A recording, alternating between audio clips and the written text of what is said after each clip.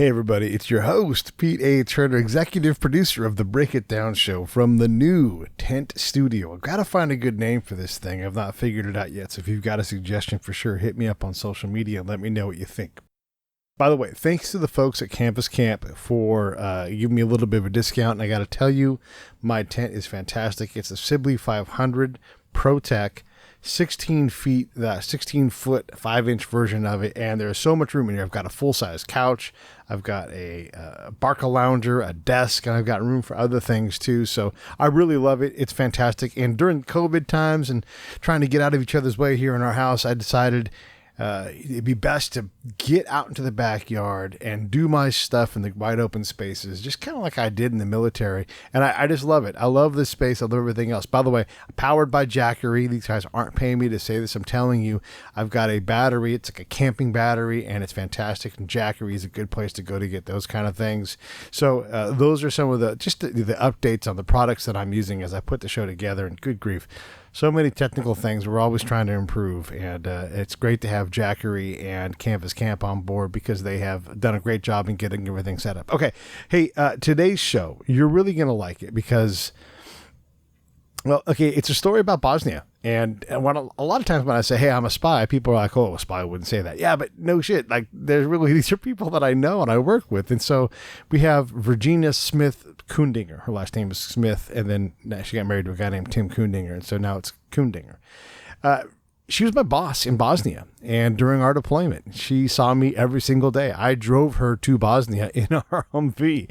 And so when folks are like, I don't think you're really a spy, you listen to this show. I mean, look, we clown around a lot. We talk a lot about the funny things because units are funny places. They do silly things. They don't know what to do. And I know you're going to enjoy the show because it's a great reminiscing session, and we talk about a lot of stuff, and we really did real work. I mean, you've heard Eric Kleinsmith, who was our commander, talk about the work that we all did, all of us in the entire unit. So I think you're going to enjoy this trip down memory lane. And by the way, like the whole team ended up for a short amount of time, all falling in love. I've met Brenna's mom, who I still think is a wonderful person. We get along great to this day. We aren't great at being married, but we certainly definitely it was right to try. And then she's still married to the guy she met during deployment, another Army guy. And then one of our interpreters, who was an American, she met a guy and they fell in love, and I think they got married. So lots of love bloomed during that deployment. Anyhow, I know you're going to love it. It's a lot of fun, and I just sit back and enjoy Gina and I talking about being deployed in Bosnia. You're never, ever, ever, ever, ever going to hear this story anywhere else because people just don't talk about these kind of things on shows because it's just not what people do. But I know you're going to find it fascinating and probably really funny. And yes, we drank a lot on that deployment. A couple things real quick. The Save the Brave raffle is still going on. So you can go to blackstonearms.com and you can buy your raffle ticket. And hey, maybe you win a rifle. It's worth $5,000 on the retail market. So give it a shot. We'll probably close it out pretty soon. Basically, once we sell the tickets out, we'll close it out. And even if you don't win, you're donating to Save the Brave. By the way, Save the Brave, savethebrave.org. Go there, click on the donate tab, and put a little bit of money in. All right, that's everything I want to say this time. Thank you all so much. We took a little break during the summer. I had to go camping. I'm going to get caught up on shows, so I get you your promised 5 shows a week. But I just wanted to say thank you to all of you. I mean, the show is going gangbusters, and it's because of all of you. Thank you, all of you. Share the show. Tell people about the show. Let them know we're out there because it really does help. Whether you watch on YouTube, on iTunes, or Overcast, or Stitcher, or Google, I don't care.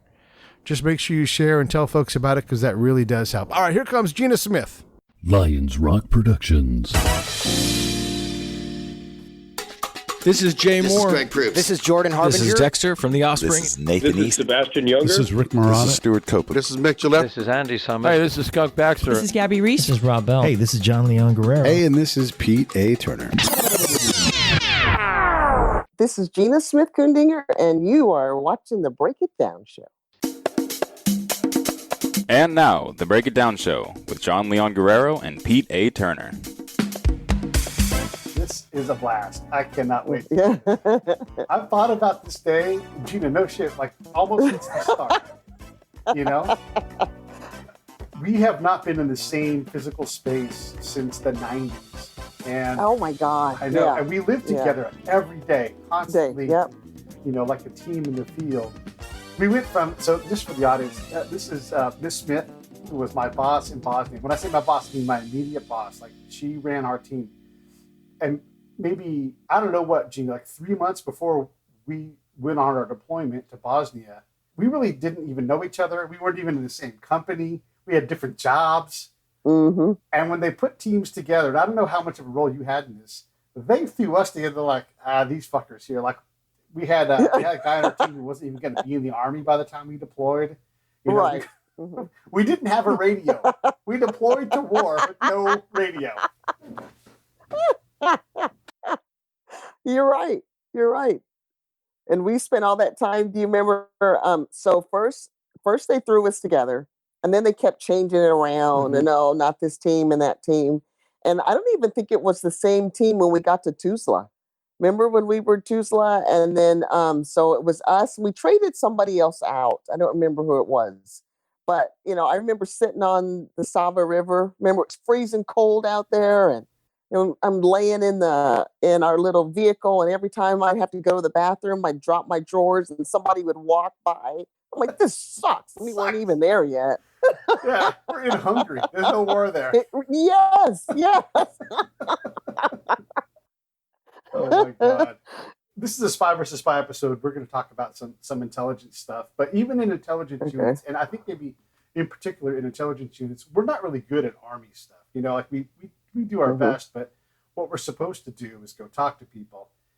But they still want us to do Army stuff. So it's kind of hilarious. A lot of us aren't hard asses.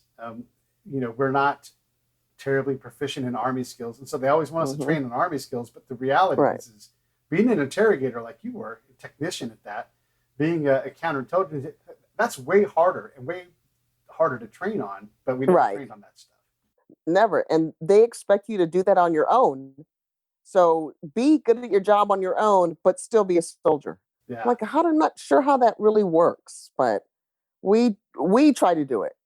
When you think about our pre-deployment training, and again, I'm going to say these words out loud for the audience. We were going to war. When we were going to Bosnia, we were told there were 50 million mines, and that number would grow every briefing to 80 million, 100 million, 100 billion, million, zillion. And people were going to die. I remember the day when one of them said, some of you will not come back. Some of you will die. And we're all looking around the room like, what? What are we doing?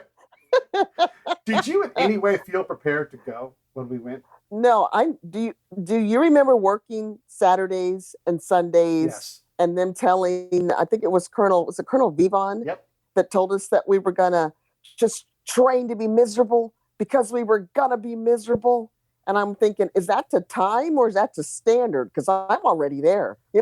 I remember you saying that. Yeah, it's already miserable.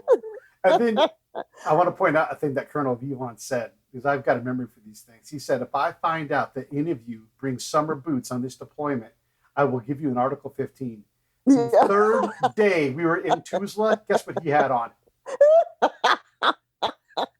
And I looked at him, I looked at his boots, I looked at him, I looked at his boots, and I made it clear without saying a word that I remembered what he said, and he lied to me. Oh, yeah. And his credibility with me, it wasn't great anyhow, but at that point, I'm like, you're a joke, Oh, yeah. You didn't have the privilege of going on all the officer runs that we went on, and he would try to smoke the lieutenants out there running and pushing them in the bushes, anybody who was trying to pass him. I was just over it. I just wanted to get there, get shot at, get wounded, and come back. So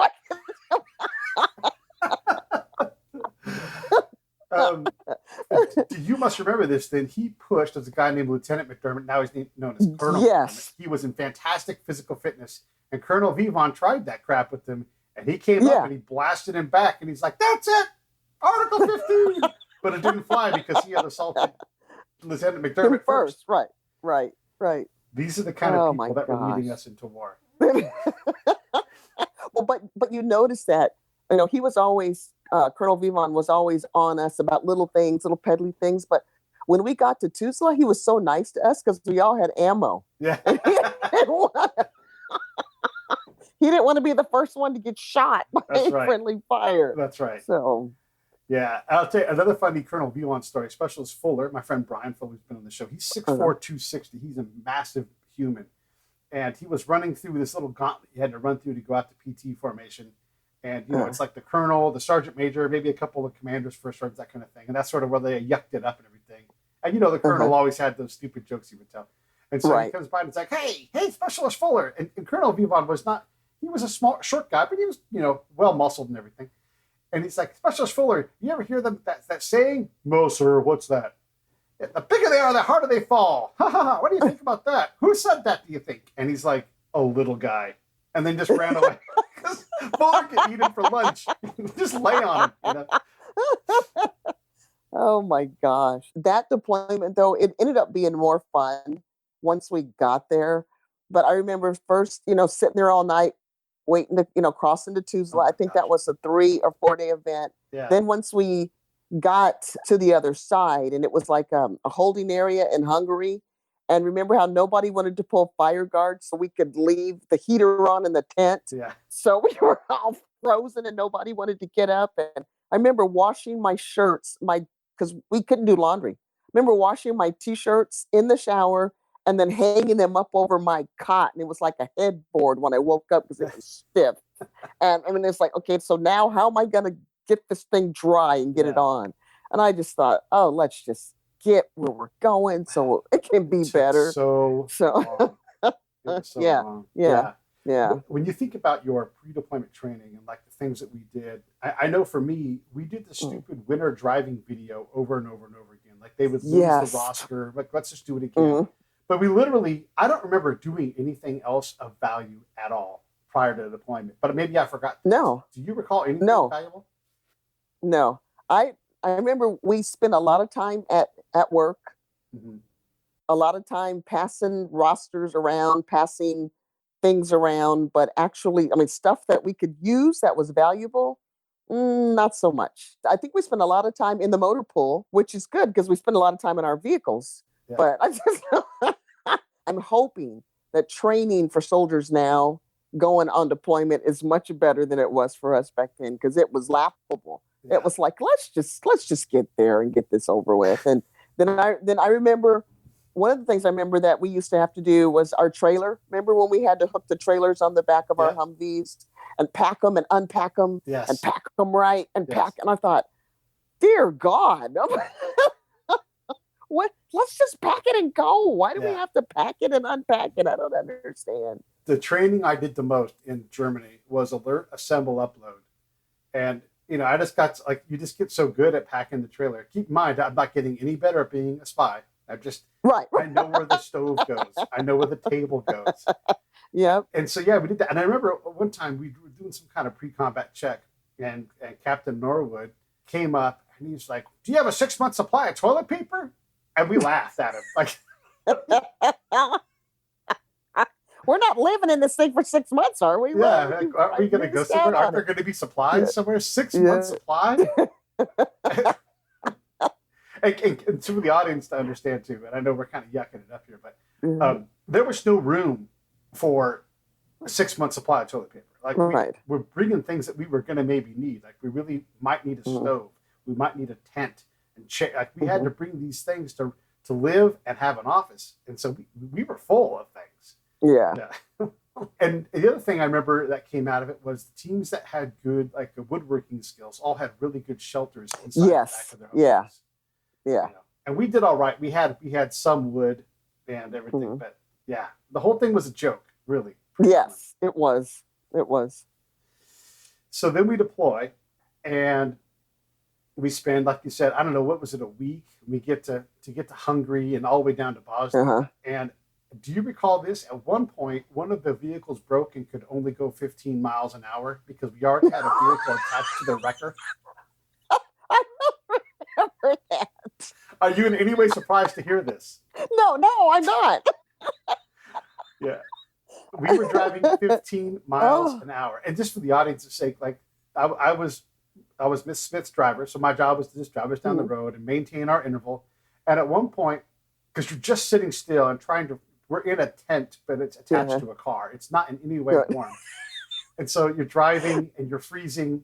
And at one point, I just fell asleep. because we'd been up so long. And I think you probably had fallen asleep too. We both looked up. Everybody was gone. But all the cars behind us were just chilling because they didn't know. We thought we just stopped. And so we drove. We caught them up pretty quick. But I mean, that's how crazy that whole deployment was. At least getting down there. Yeah. I'm just looking at some of these comments here. Yeah. The hilarity of getting down there. Then we got to Hungary, and then President Clinton came down, and everybody wanted to go see him. And I'm like, fuck that guy. He sent us here. Taking a nap. Oh my God. But it turns out January in Hungary is really cold. I saw a cartoon somewhere that said that it's these two soldiers and they're laying on their bellies in Bosnia. And it said, somehow I thought hell was going to be much warmer than this. It was so cold.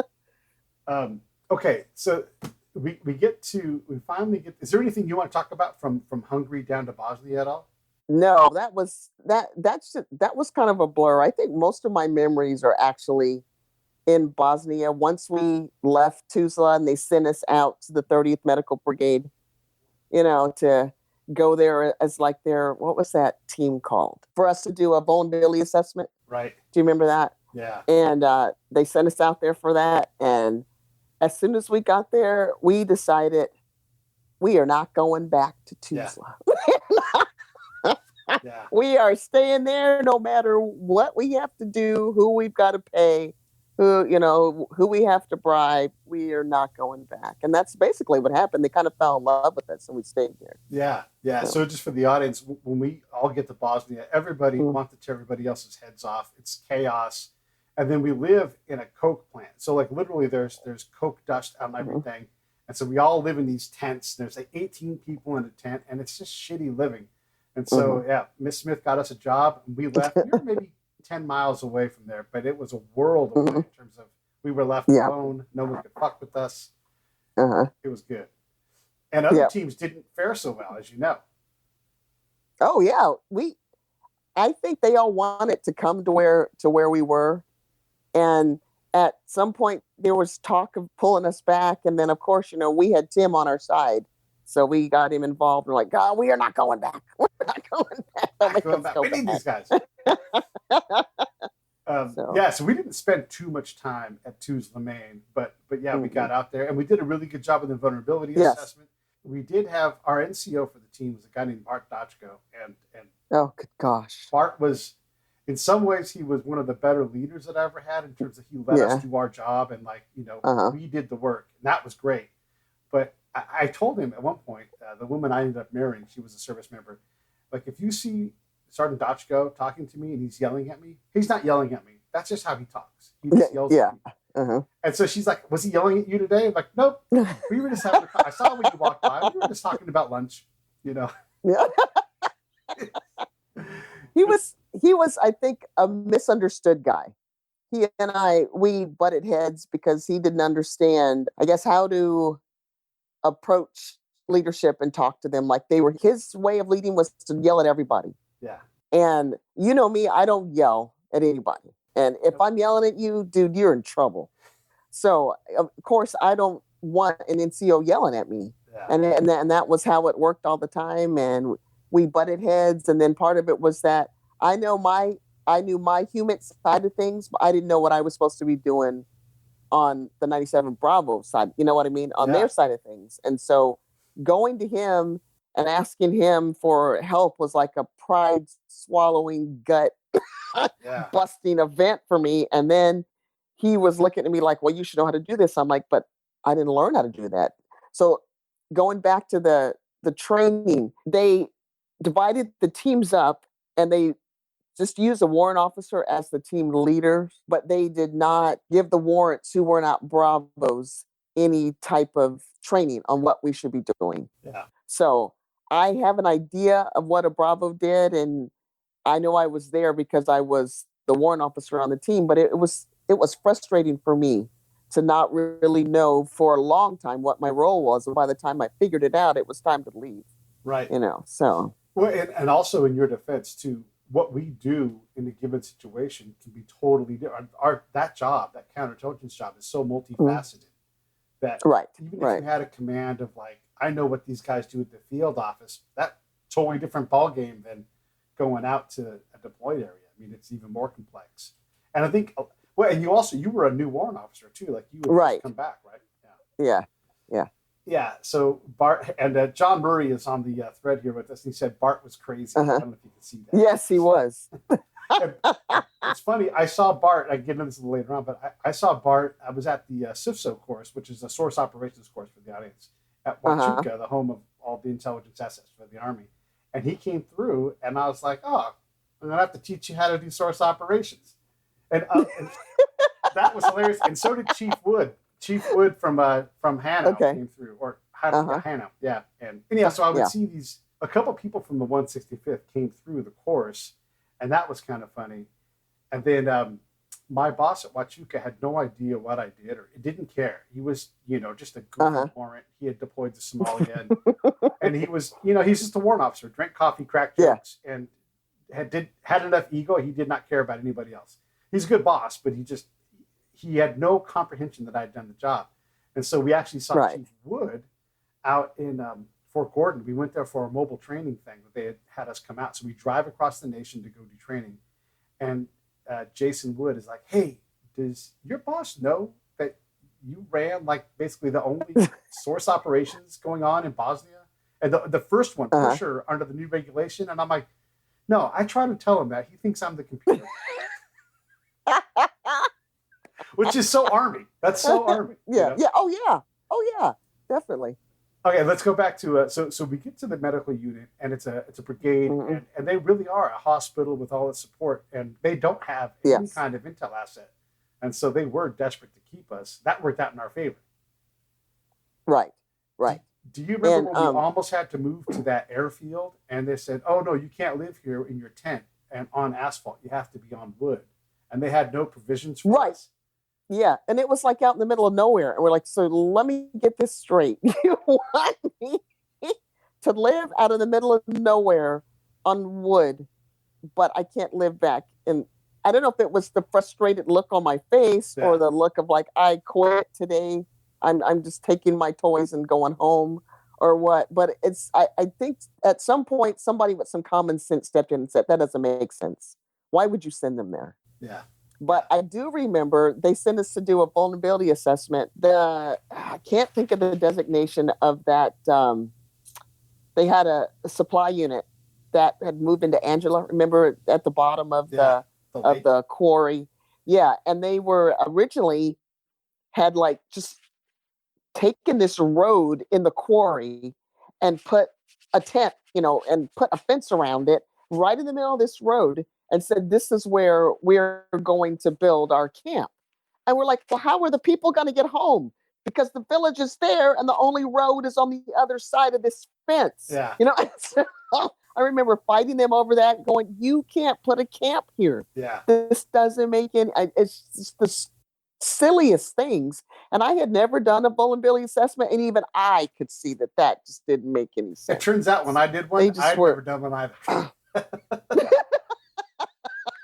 But I knew how to work a camera. I knew how to work the laptop good enough to illustrate things, and we pointed out things that we had no training in that business, and I'm like, there appears to be some open area here for high avenue of approach. Maybe, I don't know. And I'll be damned, like they took some of the recommendations seriously. We also did a couple other vulnerability assessments. Well, and I remember it wasn't Angela. Bedrock? No, I remember the one that was at the bottom of the lake. Yeah, well, Bedrock wasn't bad, but the one that was at the bottom of the quarry, and they had a train running through their site. Remember that? Yes. And then they were like at the bottom. So anybody that came on that road had the high ground and they could just pick them off if they didn't just put the terrorists on the train and let them jump out as it rode through the camp. And they didn't understand why that shouldn't be a camp. And I was just like, I need to go home. I'm done. I need to go. So we also did get farmed out and go on little mini vacations and do vulnerability assessments. Like early on, we went to that secret site that was on the top of a mountain, And, we had to write everything up. And every time we asked questions, like, you're not allowed to know that. Like, Mhm. we're cleared for it. Do you remember that? Right. And one of the guys has like a Law's rocket under his arm. Yes. What patch is that on your arm? And he's like, I don't know. Uh-huh. Okay, we just need to make a picture of this and then leave, And then we went to Sarajevo. Do you remember that?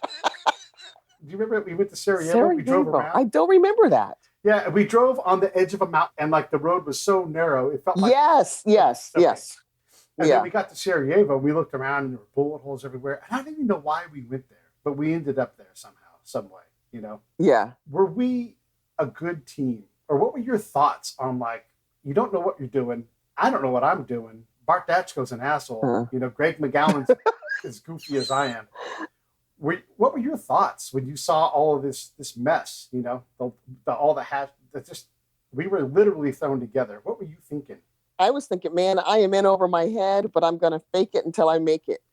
So I was glad that they did. What was the name of that Navy interpreter that they gave us? Well, we called remember him Vegas. the really skinny. Yeah. Do you remember how all of the officers would salute him because he had that emblem on his and nobody knew the Navy rank. He was just an E5, but all the we're saluting him when we walked through camp. Yeah, there's an eagle on top of his E5. We got Sergeant Kilgore was great. Sergeant Kilgore was great. So him, Sergeant Kilgore, Elizabeth McMarlin. I think once we got that team, it gelled much better, and it worked a lot better as a team. And then I was kind of feeling like, okay, we might have something here that we could capitalize on and actually collect some intel and have a good time. And to me, that was our family core. Once we got Sergeant Kilgore and Elizabeth, and that was fun. That was a lot of fun. You may not realize this, but when Sergeant Kilgore became my NCO, that was my 7th NCO in my 2-year stay in Germany. Oh my gosh. Yeah. So I was gun shy about any of those guys. They would, they all treated me differently and poorly. And I was just like, and Sergeant Kilgore just kept being nice. And I'm like, what? Something bad's going to happen here. He was the first good NCO where like, I felt that I actually cared about him, because I had some very green NCOs before that. I wanted to ask you about this too, because we didn't really know what to do. I mean, it seems like Bart did. I want to give him credit because he kind of said, hey, we need to be out every day going and doing things. Yeah. But we also were taking some serious risks. I mean, which is our job. But, that's not a job you signed up for. Right. You signed up to be an interrogator on a controlled site and talk to people. And now we're yanking you out doing our crazy ass shit. Was that scary for you? I don't remember it being scary, but I do remember it more thinking that I was worried if something would happen to one of you guys, because we were out there a lot of times by ourselves. And sometimes we would take one other unit with us, but those guys, they weren't serious. Yeah. They were just they were just coming along to get away from the camp because most of them were prisoners, of I-4 kind of thing. But we were actually pretty blessed because if somebody would have started shooting at us or doing something, we would have been hosed. There's no way we could have ever protected ourselves. So there was a time where we went and talked to a military unit. I don't remember who they were, but we didn't know who they were. We just knew they were military. We wanted to go check in on them. And so we drove to their camp, and you, McGowan, Vegas, and Dachko all went in, and then I minded the vehicles. And Bart's like, you count every guy here. Tell me everything you know when I come back. And so I'm like memorizing every single detail I can memorize, and everything happens. It's like, what am I supposed to do? Literally, what am I supposed to do if something happens here? I'm in a valley. There's got to be 100 people walking around doing army shit, and you guys are talking and for hours. And like, I always thought back, like he should have just said, "Come with us. It don't matter." Like, if they steal our shit, they steal our shit. Right. I wasn't going to stop anybody. Halt! Don't steal our shit. But it was right. Yeah, it's crazy. Yeah. When you think back, it's crazy. The other thing I wanted to say was when we were doing the vulnerability assessments, one of the days I did a flyover of the camp in a Black Hawk. And then I was going to go to another camp and just take pictures and stuff. I don't know if you recall this mission. It was a tasking from somewhere. And the helicopter broke during the mission. And when I say broke, like it wasn't. Oh my gosh. It wasn't like going to crash, but we literally landed in an open field somewhere. And then the warrant officer and the captain are talking. And I'm the mission. They're there for me. And so, and I don't know what I'm doing. I'm an E4. I'm just like, I'm here to take pictures. I don't know. Let's just keep taking pictures. Then you come back and they're like, look, we've been talking about it. We're not happy with where the helicopter's at. And so we're going to cancel the mission and drop you off. And we're going to get back. And I'm like, are we safe? And they're like, yeah, everything's going to be fine. But let's just make sure and err on the side of caution. So I'm like, okay. And keep in mind, before that, they got me strapped in. I'm leaning outside of the helicopter. I'm taking great pictures, having a blast. And so they dropped me off outside of Rumbach at the helipad, which was a mile plus away. And nobody's there. Nobody radioed anybody. I didn't have a radio. And they left. Oh, my God. So now I'm like, well, what do I do? Do I stand here? So I stood there for a while, like an E4, because I didn't know what to do. I just waited. And I'm like, well, I guess no one's going to come, so I'll walk home. But by then, there were like 50 kids around me.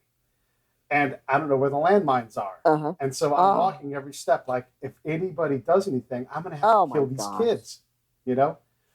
And then every step closer to the camp was a step closer to somebody being terrified of some infiltrator army guy, you know? Because why would an army guy be walking up solo? And I was like, I'm going to get shot. I'm going to get every step. I'm going to get shot. I'm going to get shot. I'm going to get shot in the back. I'm going to get shot in the front. And the whole way, I was like, what the fuck? What a shitty thing to do to someone. Can you imagine? Well, and then, of course, we didn't know. I mean, I didn't know any of that stuff. Oh, my gosh. Yeah. That's funny. Yeah. That's funny. But I do remember that you guys were good at rounding up stuff. And I do remember that time that it was, remember we had ordered doors for the Humvee? Yes. Do you remember this story where you guys, so we had ordered new doors for our Humvee. You guys had, we put them on, you know, we go to the motor pool and we're in there with, 50 other vehicles from the 30th Medical Brigade. And I go the next day to get in my Humvee and it's got these crappy old doors on them. Yeah. And I'm like, where are my new doors I just got yesterday? So I remember being so mad. I just told you and McGowan, and I think Sergeant Kilgore was with us at the time. And I said, I don't want to know anything, but when I get up tomorrow, I better have those new doors on my vehicle. We did. Yeah. So then, but you guys were smart. You guys sprayed our unit designation on the inside of it. You remember that? Yep. We had our unit stuff in there. Then I guess the lieutenant who had stole my doors comes up to me at dinner time and says to me, Chief, I think you've got my doors on your vehicle. And I go, LT, if you're going to say to me that I stole back the doors that you stole from me, I'm going to punch you in the face. He just looked at me and turned around and laughed. That's pretty ballsy to come up to me and said, you stole back what I stole from you. And I'm just like, I'm not having it. Yeah. You wouldn't not having it. You did that. There was another lieutenant that didn't like my eye protection. And because he claimed it was faddish. Do you remember this guy? Yes. Yeah. Yeah. He would harass me. Yeah. And I had like all the branding taped off and, they worked for me. I liked them. They did the job. And then you at one point said this to him. You said, they can't be faddish if no one else is wearing those ugly things. Basically, so you can't have a fad that no one follows. They're just goggles. Shut up.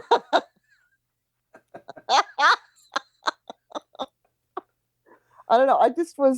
I was there for so long. I was just past all the BS. Yeah. I just wanted to do my job, do, what I needed to do, and move on, and just to get past all the politics and, all the little things. And I didn't know if I ever told you guys this, but there had been a meeting one day during the week. Because remember, we used to sleep yes. in a little later because we would be out, doing stuff. Yeah. And then we would be out on Saturdays and Sundays talking to the locals when everybody else was, sleeping and having their days off. Yeah. And so one of the commanders, I was in front of all of the commanders there. They were complaining and saying that the MI people were sleeping in and we weren't doing our job. And I just let them know, hey, while you guys are sleeping on Saturday, Sunday, we're out. We're out patrolling. We're out doing our thing. We're out collecting intel while you guys are sleeping. So if we want to take Monday and Tuesday off, I don't understand what the big deal is. Yeah. And then after that, they just kind of left us alone. And I think part of it was we weren't attached to them, so they didn't understand what we actually did. Yeah. So we were, they kind of saw us at, that fun unit that goes out and does stuff, and everybody wanted to go with us so they could get off the base. And it might look like we're just BSing and talking, but we were actually collecting intel and then coming home and writing reports and sending them in, but they didn't understand that. Yeah. So yeah, because we worked behind the head, like in that hallway that was behind like the main office. And so if we were writing, they couldn't see all that stuff. And I remember when you stood up, and because somebody complained, because Greg and I were out laying in the sun during our downtime, because we had been out drinking and writing and working until like 2 a.m. And so you had said, hey, everybody just relax for a while, get some rest, because we needed it. And I remember being tired like that. Thank God we could have a break today. And so like the guys drove by in the patrol, they were going to go out, but they didn't know we had been out all night. And you stood up, and not only did you say, hey, my guys are working hard, we go out all the time, you don't know how late we're working, and if you guys are jealous of us, go get higher GT scores. And you said that, you said that right in front of him. And then the commander, being the boss that he is, goes, anybody got a problem with Miss Smith's team? And then it was over. But he took your cue and backed it up. It was awesome. Yeah. Yeah. Tell those guys to get higher GT scores. Holy shit. Okay. That was, but it, the thing that I really wanted, I've always given you credit for, even though you weren't there to hear it. I've always said that you were such a great boss in that, because you did stand up for us. Like, yeah, we were going to help the whole camp family out. We will help you patrol every now and then. We will help you do these things, but we have a job that we can do every single day that will keep all of us alive, and we're going to do that. And there are plenty of warrants that didn't do that. There were plenty of warrants that had their counterintelligence assets burning poop, moving things around, and you made sure that we were out. And even though it was dangerous, probably all the people that were there, we probably took the most risk out of everybody, just being out all the time. And you ensured that we got to do that, and we learned how to do the job well. When we were out doing all those things, do you remember that camp? It was like in a valley, and it had a high tower on the camp, and it was more built up. It wasn't a bunch of tents. It was like some kind of a factory or something. Do you remember this at all? It was surrounded on 3 sides by. I don't. We had to go there every now and then, and we did screenings there for like 3 straight weeks, and we would just screen. Man. Either way, we did hundreds of interviews. Was it on the back of Bedrock? It was in our area, but it was forested, and it was just far enough away that we could drive to it. But it was where that kid was when they thought he might have been sneaking out of camp and taking pictures of the camp. Okay. That camp. Anyhow, that place, I learned how to ask questions on that mission. Like I learned, like I got to do all the mistakes and work it all out, and write all those reports. I really learned the basics of our job there. And I don't know if you ever knew that, but it was a crappy thing to have to do. But having 600 interviews in 3 weeks was a way to sort out like how to ask questions right and how to write down notes in a way that you could constantly get information. Yeah. Did you learn anything along the way? Well, I watched you guys, and I had to learn how to, first of all, to give you space and to give you room, because we had 2 different jobs to do. I don't think I learned much interrogation-wise what I needed to do, but I learned a lot of leadership stuff, which was invaluable.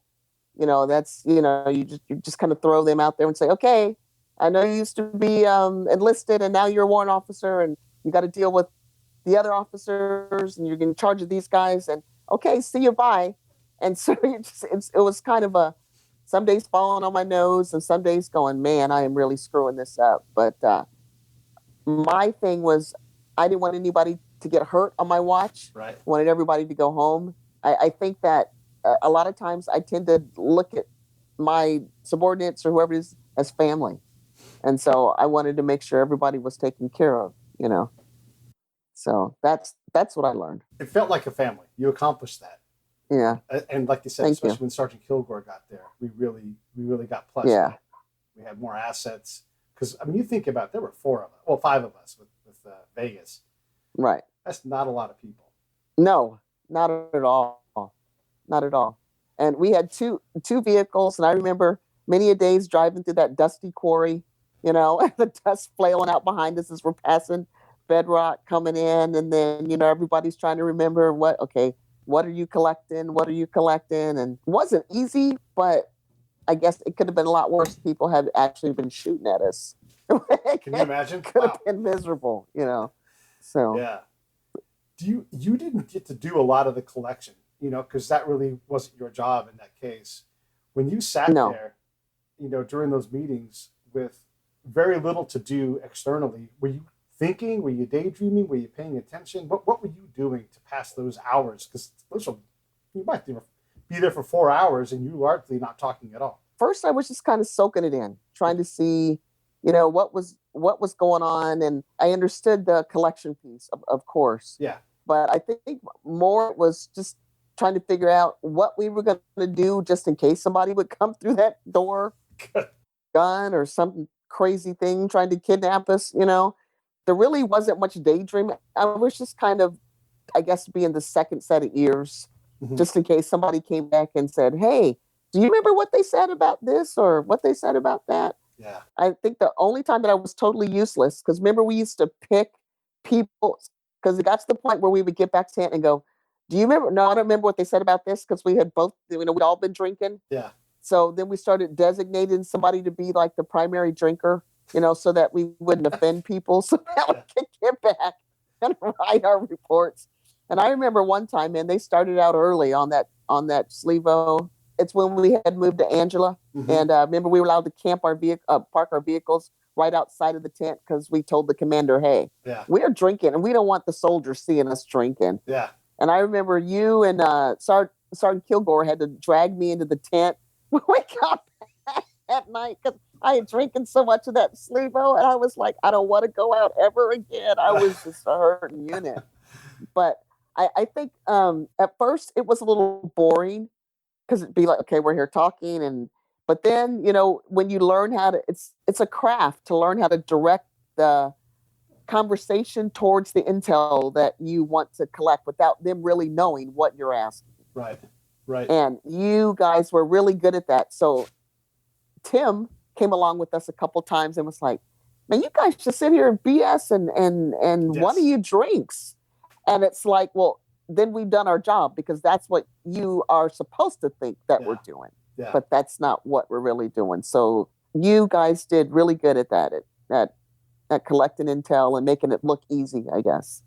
That's great to hear. And it's something that I have talked about. Like, if you were to go with me on a deployment, you would think I'm just yucking it up and having a blast everywhere. But the entire time, my brain is clocking on the conversation. I'm remembering things. I'm getting detail. And I only got better, at it. Because I spent a lot of time in the field after we were together. I've done a lot. So, yeah, I love that you have that there. And hopefully you put that in my brain. And because that's exactly what we were always trying to do. But we did drink a lot. I mean, all the time with the drinking. Did you worry about that at all? Because yeah. We were allowed to do it, but, it would be easy to get into trouble too. Well, and I think we were okay with it. And it was just us that knew it, the members of our team. And then I think one of my mistake one day was telling Tim, who I eventually married, for those of you who don't know, he came along with us and we let him have some drinks, and he's a loud drunk. He's like I'm like, "Shut up, man, quit talking." And he's slurring his words and stumbling and I'm like, "You cannot come along anymore. This is So then, the word kind of got out and nobody really knew, because remember, we used to make them sign those statements saying that we will not tell anything that was going on. But, when you're loud drunk, you don't care. Yeah. I said, "Okay, I'm cutting you off. You cannot come with us anymore." So, I mean, that was and so I'm just thinking, and he slept in the officer hooch. So he was in there with another company commander, 2 other lieutenants, and so there were like 4. There were like 5 of them in one hooch, and I was just so worried that he would tell one of them, "Oh, we went drinking with the MI team," and then I was like, "No, dude, I'm cutting you off. You're not allowed to go anymore." So yeah, and this is just for the folks who are listening. So we're authorized by regulation to drink, and actually, get this, the Army will buy us booze to get people drunk. So we would, on occasion, have to go back to headquarters and grab a box of booze. And one of the times I was in the commander's Humvee, this is the colonel who runs the whole brigade, and I brought the box back, but I had to go back to the company. But I don't want to carry this box of bottles around everywhere. And so I drop off the box, and I look at Sergeant Beebe, was his name, Sergeant Beebe, because he was the commander's driver. He said, yes. What's in this box is classified, which is true. And I'm like, you cannot fuck with this. And he's like, no problem. We're going to take, and we got to stop up here. We'll be back for you guys in an hour. And no worries, your box is safe in the back. Well, it fell over. Because, those roads were so crazy. Oh. And there was booze everywhere. And he's like, listen, I didn't want to look. It fell over because we hit a bump. And so I put all the bottles back in. I won't tell anybody, I promise. He was so afraid of getting caught for a security violation, and he didn't tell the boss or nothing. He just was like, oh my God, what's really going on with you guys? And I'm like, we're doing classified stuff, man. You can't know about it. And it totally worked on him. Even though it was legit, it really he bought the whole story. It was great. That ability to collect information. So we saw Sergeant Beebe a couple years ago. Did you really? Where at? We saw Sergeant Beebe a couple years ago. Yeah, he came here to San Antonio. He was here in San Antonio. We met him. He came through for something. And he looks the same. Yeah. Looks the exact same. That's funny. Who recognized who? Tim invited him down. He was, they keep in touch over Facebook. And he said he was coming, he knew we lived here and he was coming through town. And he looks the same. Man has not changed. Never changed. What should we have had to be prepared, especially with two really green E4s who hadn't deployed ever? What should we have had in training in terms of, just to try to be prepared? What would you have liked to see?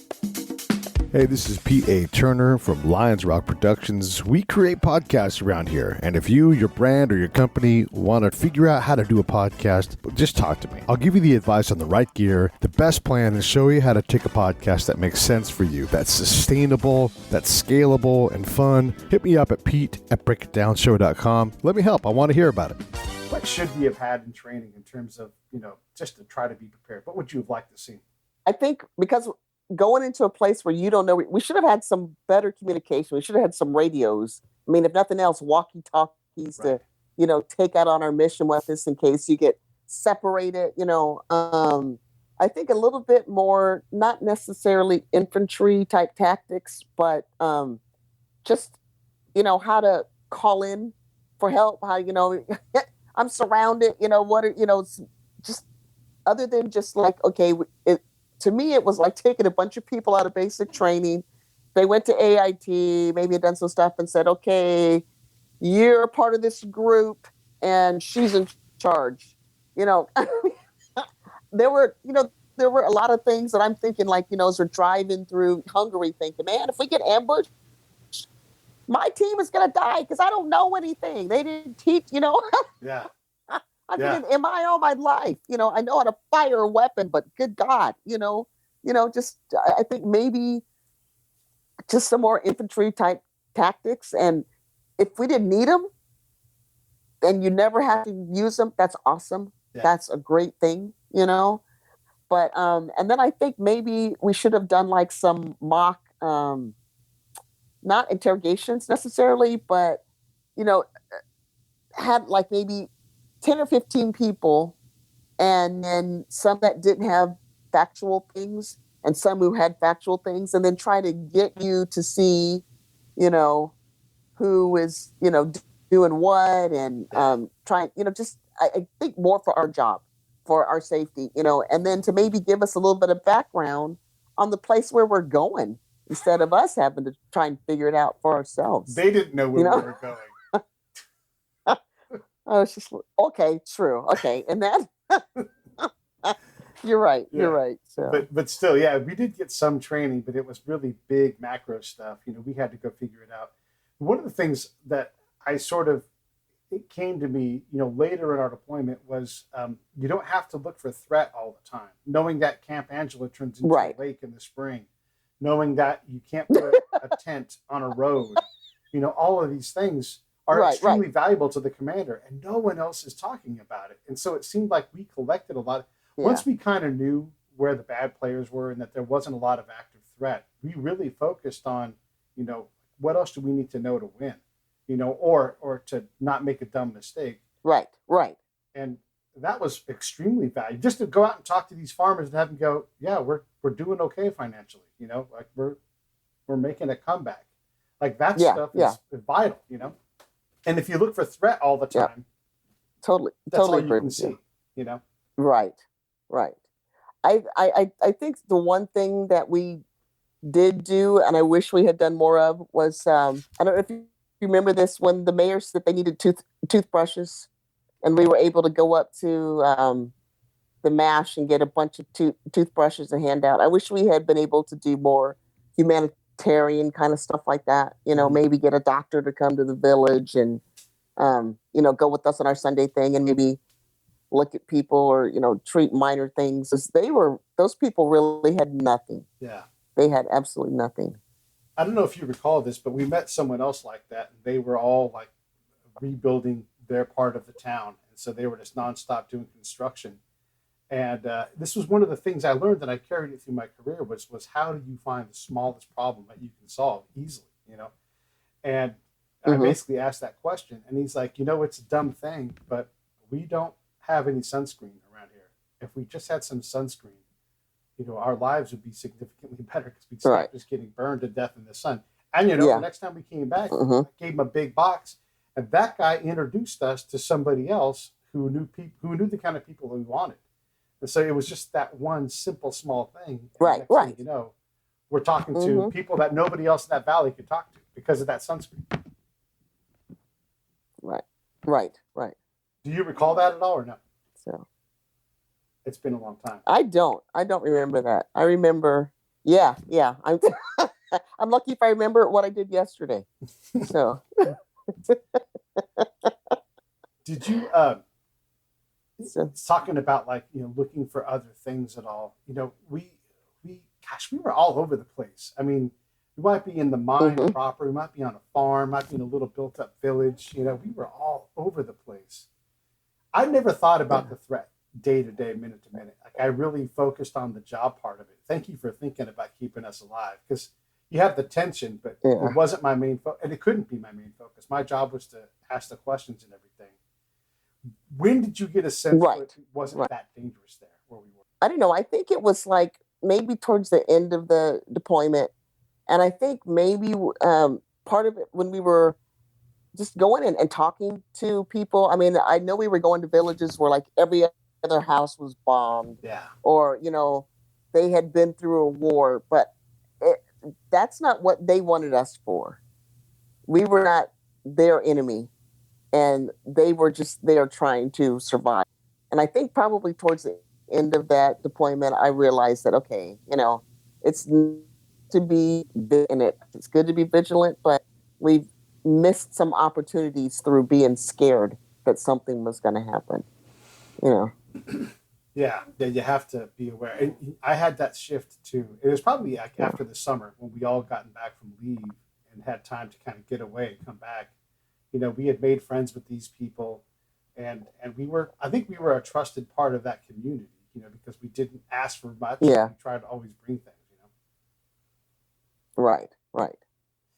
I do remember one really cold spring day, maybe like the last really cold, like an 11-degree day.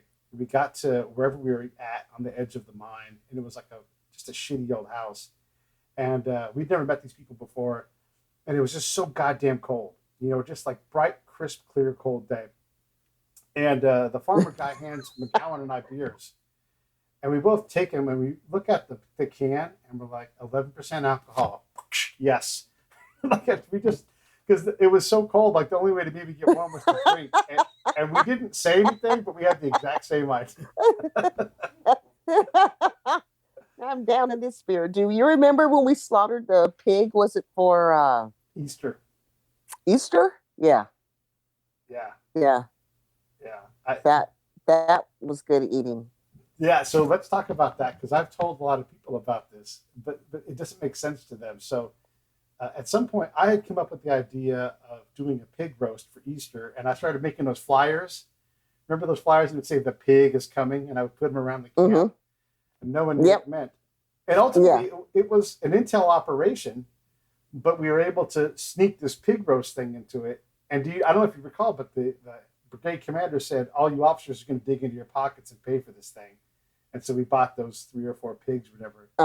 But then we also went to the farm with the veterinarians from the medical unit. And while we were kind of yes, that was the best meal I've ever had in combat, because we had beer, fresh bread, liver. It was so. Do you remember it being good? Yeah. Oh yeah, I remember that. But I do remember the best pizza I had was your mom sent some artichokes in a can. I think she did all the fixing for pizza. Remember that? Yes. And we took it to the kitchen and we had pizza. I remember that. Oh my God. Yeah, I totally forgot about that. Yeah, she sent us all the pieces for the pizza, and the cooks are great. Because we were eating, well, we weren't eating great. We were eating MREs every day. And then, it was easier and warmer to stay in your room and eat than it was to go out to the ration tent, which was, God, it was cold. Right. Would you do it again? And if we did it, would you want me to be on your team? Yep, I remember that. And I remember what? No, what were you going to say? What did you remember? Absolutely.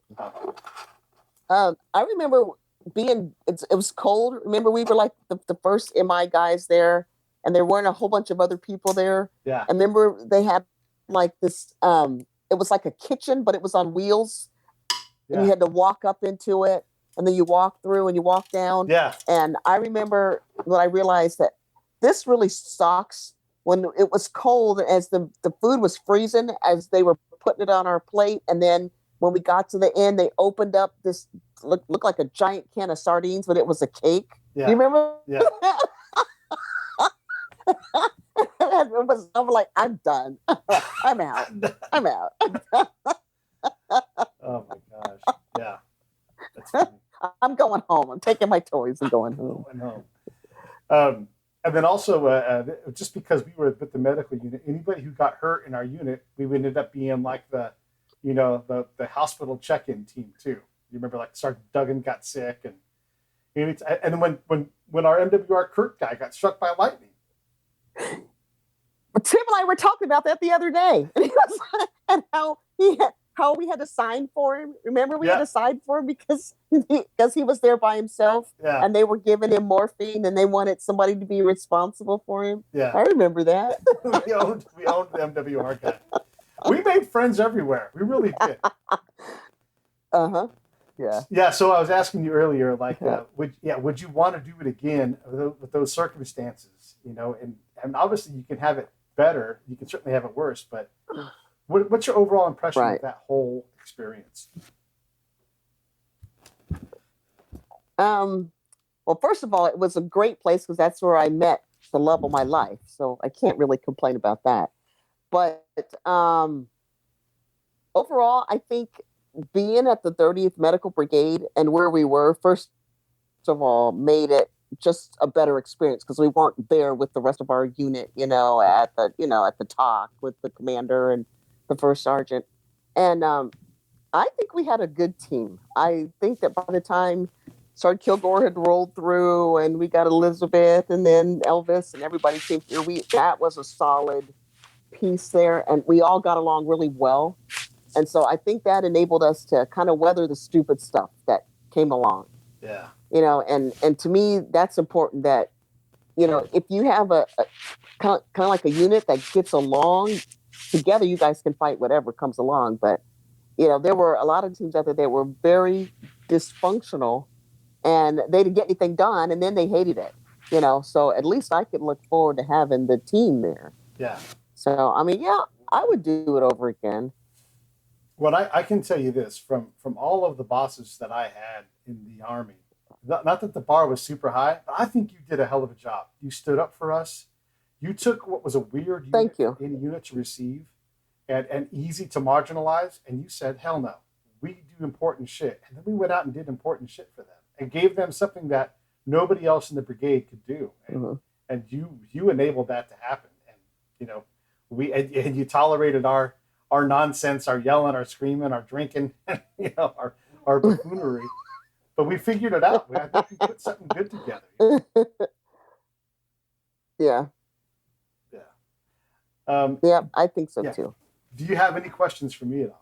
When are we going to do this again? We'll have to figure out something else to talk about. I'm going to be in Texas twice in the next couple of weeks, so maybe I'll pop in for a visit too. But yeah, it's super fun. Do that. I will try. I will Do try that. to do it. If nothing else, just for like a meal or something. If we're able to get together like that. Okay. But yeah. Yeah, and the other thing I wanted to say, just because no one knows this, but our team was so in love, like a family, that we all found love while deployed. I met my fiance, got married, and we're not married anymore, but we still get along fantastically. For an ex-couple, we're just family. And then Sergeant McMarlin found the love of her life, and I don't know if she's still married, but they found love. We're going to get married. You and Tim got married. That's a pretty good result from being deployed. Yeah, it is. It is. Bosnia was great for me. Yeah, it was. I think so for me too. It established the kind of guy I was, and then I got to go back to Huachuca, but not because of Army design. Like I ended up there because I got married to Jennifer, and then she was signal, and her orders curtailed her to go to Huachuca. And so, I just went along, and then I got there during Christmas Exodus, and so there was an E4 doing like the personnel assignments, and he's like, well, you should go to the 309th. You don't want to go to the 305th. It's terrible. You've already been deployed. And so I got over to the 309th because of just happenstance and luck at E4 making a call for me. How great is that? What is Tim saying here? Definitely come for the barbecue patio. You know it. I will. In San Antonio. Yeah. Well, listen, this is good. We had a great time. Oh, John went to Huachuca too. Okay, yeah. Actually, John Murray and I ended up working in the same building on opposite ends of it. He taught counterterrorism. I taught source operations. And Sergeant Rickards was also 165th. She was my boss there too. She was also super fun chat. Do you want to say anything else before we wrap it up? It was great talking with you, and do come to San Antonio and see us. I'm going to do my absolute best. I think I can do it, so I'll definitely